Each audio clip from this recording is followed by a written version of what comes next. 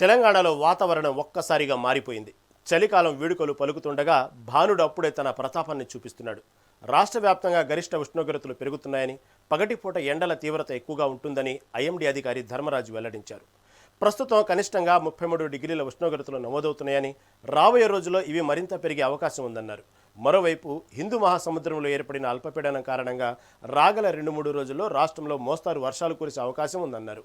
రైతులు ప్రజలు అప్రమత్తంగా ఉండాలని వాతావరణ శాఖ సూచించింది. ఇదే అంశంపై మరింత సమాచారం మా ప్రతినిధి హారిక అందిస్తారు.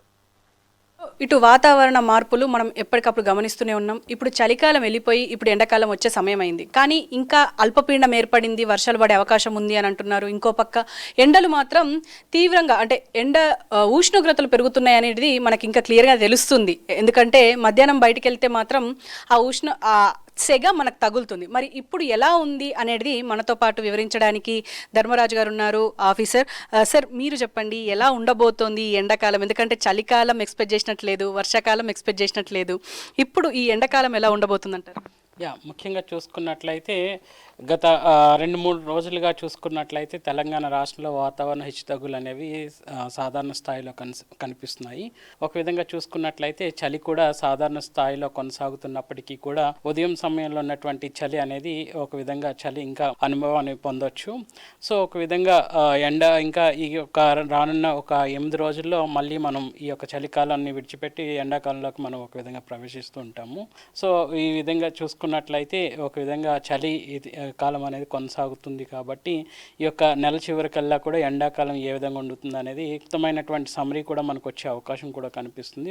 ప్రస్తుతం కనుక చూసుకున్నట్లయితే లానినా కండిషన్స్ న్యూట్రల్ స్థాయిలో ప్రస్తుతం కొనసాగుతున్నప్పటికీ కూడా రానున్న రోజుల్లో ఎలినో కండిషన్స్ అనేవి ప్రివైల్ అయ్యే అవకాశం కూడా కనిపిస్తుంది. కాబట్టి సాధారణ సగటు కంటే కూడా ఎక్కువగానే నమోదయ్యే అవకాశం అయితే కనిపిస్తుంది.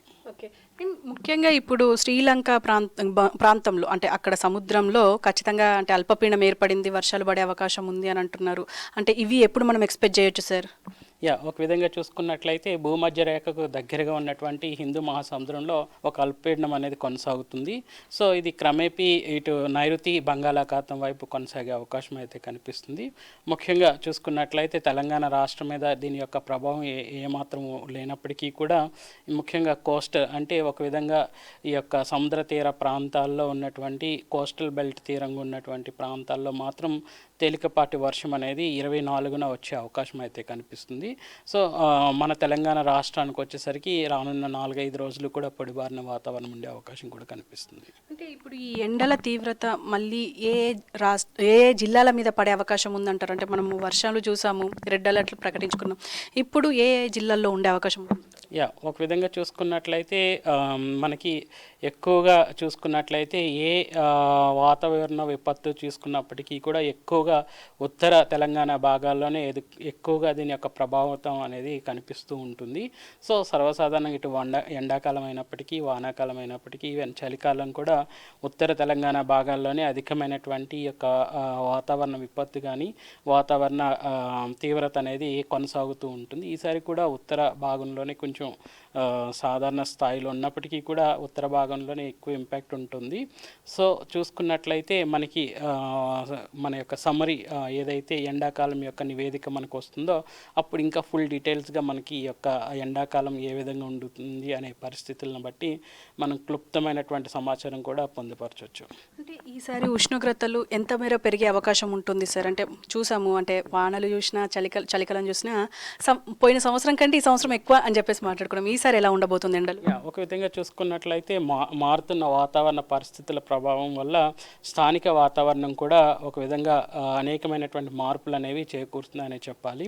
ఒక విధంగా గత సంవత్సరంతో పోలిస్తే ఇప్పటికీ ఇక్కడ చూసుకున్నట్లయితే మనకి సుమారు 1.8 డిగ్రీల వరకు కూడా ఉష్ణ తీవ్రత అనేది గత సంవత్సరానికి ఇప్పుడు కొనసాగుతున్నటువంటి ఈ రోజుకి చూసుకున్నట్లయితే వ్యత్యాసం అనేది కనిపిస్తుంది. ఒక విధంగా ఈ యొక్క ఎండ ప్రస్తుతం కొనసాగుతున్నది 35 డిగ్రీల వరకు కొనసాగవలసి ఉంటుండగా ఈ రోజు కనుక చూసుకున్నట్లయితే భద్రాచలంలో మనకి సుమారు 34.2 డిగ్రీల వరకు కూడా ఈ యొక్క ఎండ తీవ్రత అనేది కొనసాగుతుంది. ఒక విధంగా గత సంవత్సరం కనుక చూసుకున్నట్లయితే 35 డిగ్రీల వరకు కూడా కొనసాగింది. గత సంవత్సరంతో పోలిస్తే సుమారు 1.8 డిగ్రీల వరకు కూడా ఎండ తీవ్రత తగ్గింది. సుమారు 2 డిగ్రీలు ఎండ తగ్గిందనే చెప్పాలి.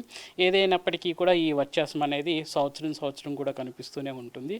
గత సంవత్సరం కనుక చూసుకున్నట్లయితే ఫిబ్రవరి సనికే మనకి ఒక విధంగా ఎండ తీవ్రత కొనసాగడం, మూడో రోజు నుంచే ఫిబ్రవరి 3వ వారం నుంచే మనకి ఎండ 38 నుంచి 39 డిగ్రీల వరకు కూడా కొనసాగింది.